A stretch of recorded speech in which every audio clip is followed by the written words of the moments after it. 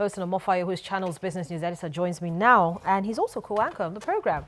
Good morning to you, Bosun. Good morning. So you're all smiles. You've been smiling since Wednesday, just like the markets have. I love when new things happen.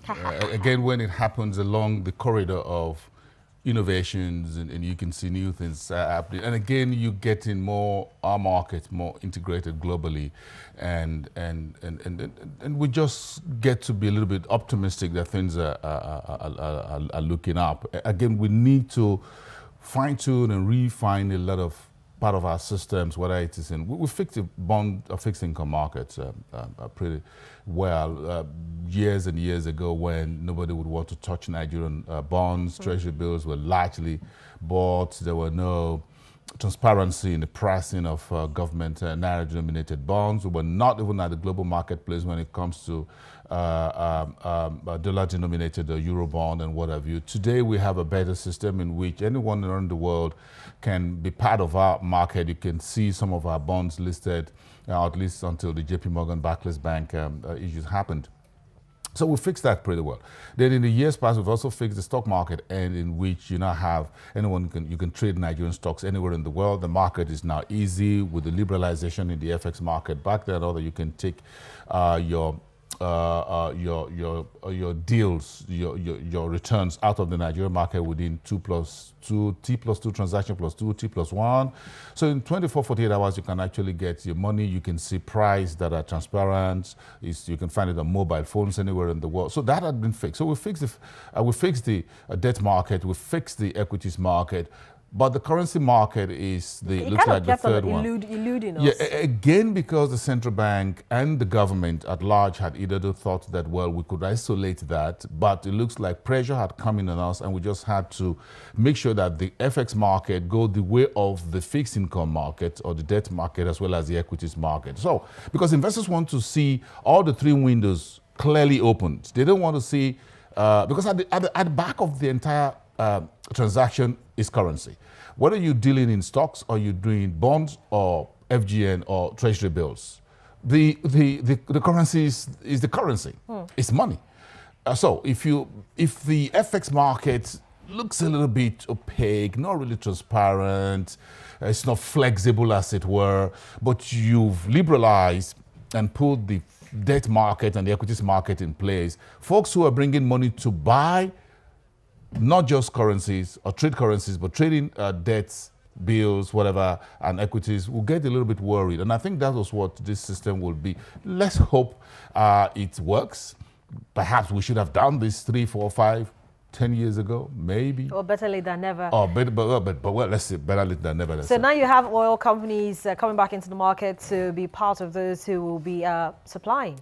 Yes, but you know, the oil companies had always been part of it. NNPC sometimes put in some of the oil proceeds into when they're replicating the FX market. That is part of the interventions that had always happened before. In the days and months and years when central bank sometimes would do $200 million intervention, we had so much money then. It was raining heavily, so there was so much dollar inflows from our oil proceeds. So oil companies sometimes also do sell their proceeds to the banks. But the point was that it's between a willing buyer and a willing seller. And there was no platform for transparency in the pricing. We had something similar in the years of the bond market, in which there was no single market to have transparency in terms of how do we price the FGN bonds in Naira. So folks just decide how to do this amongst themselves. And there were a lot of stories back though about how folks were being, well, I don't want to use the word manipulating, but taking advantage of the lack of a platform for that. Then you find the FMDQ OTC market up. Then you find the stock exchange system also, that you can now trade bonds and buy it via a secondary window. There was no formal secondary window. So the central bank is doing the same thing for the FX market now. And so we're having a secondary window that everybody can see anywhere in the world. Then that is the good thing about this as a starting point. How it works out in details, we're just putting the toe in with the one finger, find out how warm or hot it is or cold it is down there, and we're going to find out in the days and weeks ahead. Okay, but for the oil companies, let's just take 1 minute to talk about that quickly. Oil stocks yesterday, and again, Harry, let me get back to you. A very happy time for those who are investors in equities. 600 billion naira in 2 days. Thank God it's Friday. If you add a little bit more today, perhaps we'll cross almost $1 trillion in 1 week. Maybe. That's amazing. Maybe. But then you see, it's about time that the market's actually picked up. Everybody literally was holding on and standing on the sideline and refusing to cross the road. Yes. What's going to happen? Are they going to shift? Are they going to blink? What if they decide that this flexible exchange rate doesn't favor us? And it isn't going to happen. Then what happens? But now we will be mopping up, I don't want to use the word blood, but it's going to be bloodletting. But fortunately, we have 600 billion thereabouts indicated. And that's good for everybody who are here and outside, for those who own stocks. So perhaps you need to look at the oil stocks. These folks will, well, be part of the new FX arrangement, one way or the other. A few minutes down the line. Look at 40 oil. Gray, finished gray on Thursday. Mobil oil 169.50 unchanged despite almost 20,000 units. MR is 34.71 at the closing bell. Oando 7.32 naira, 7 naira 32, up by 5.6%. Very strong volume, 5.256 million ordinary shares. Don't forget June 30, and that will be sometime next week, I guess. Okay, the upper week, when Oando says it will release its 2015 financial statement. That will be something you need to keep on your calendar if you track the marketplace. 2015 financial statements of Oando, June 30th, due for release. Total 179.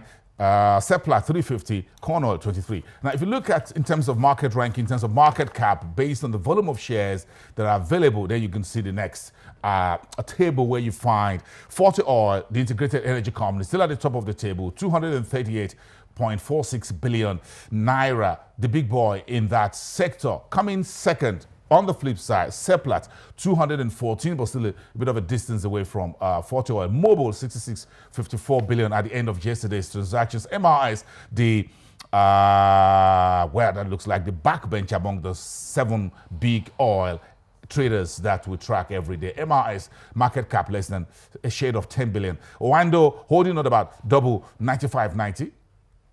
Total 66.16 billion, Seplat 214 header, and corn oil 17.37 billion naira. Now back to the big story that we're tracking today, and for most of next week, the new FX market.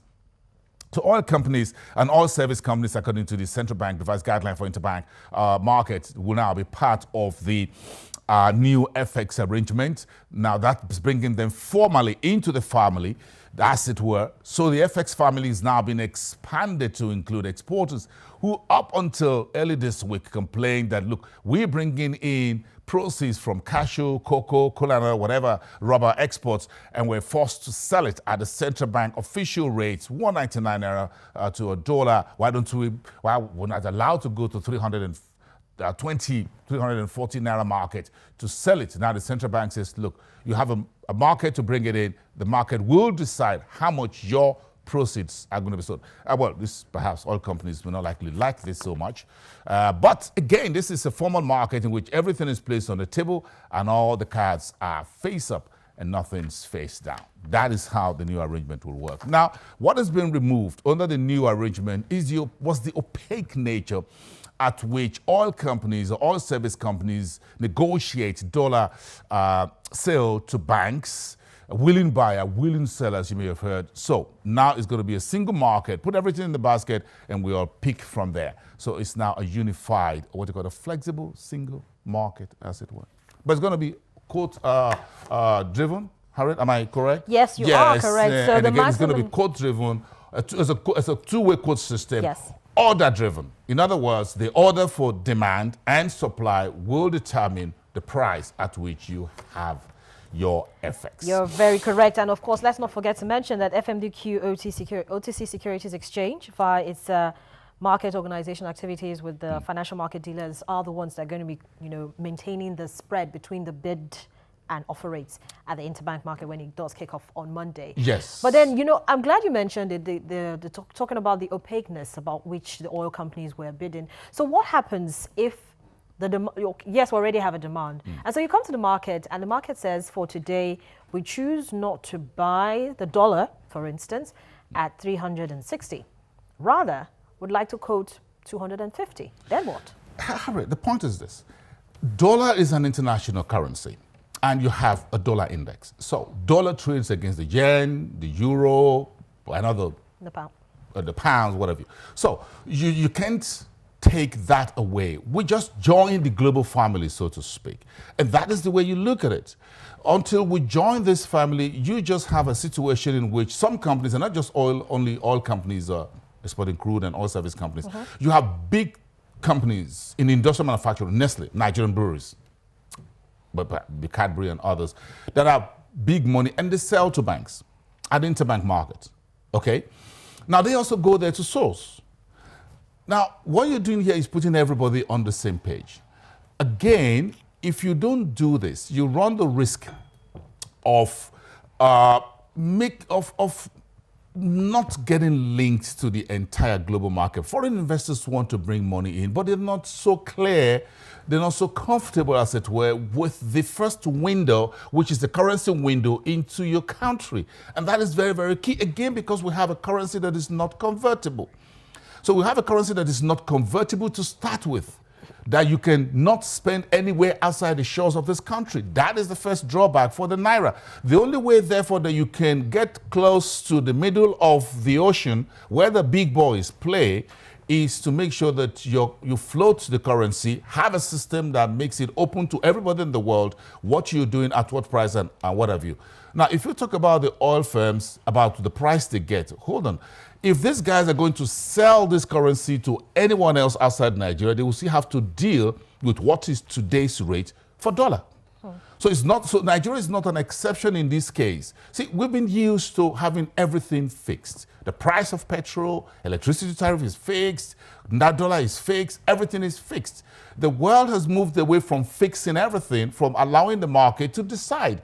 You can't also fix price of stocks. No, the price of fish and chicken and yam and tomato are not fixed. So you can't fix the supply in the first instance, because the supplier, the big elephant in the room, the central bank, does not have a bottomless pit of dollars.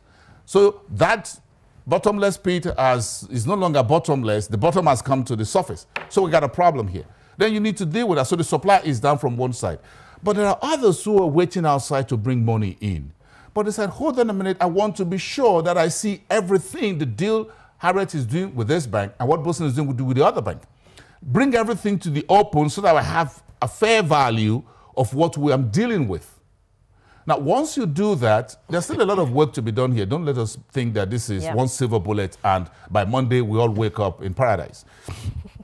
No, that's not going to happen. What it means is that we're starting a process that will help the central bank to also quickly go back. Having pushed these boats on the waters, we'll have to go back to the 41 items very quickly.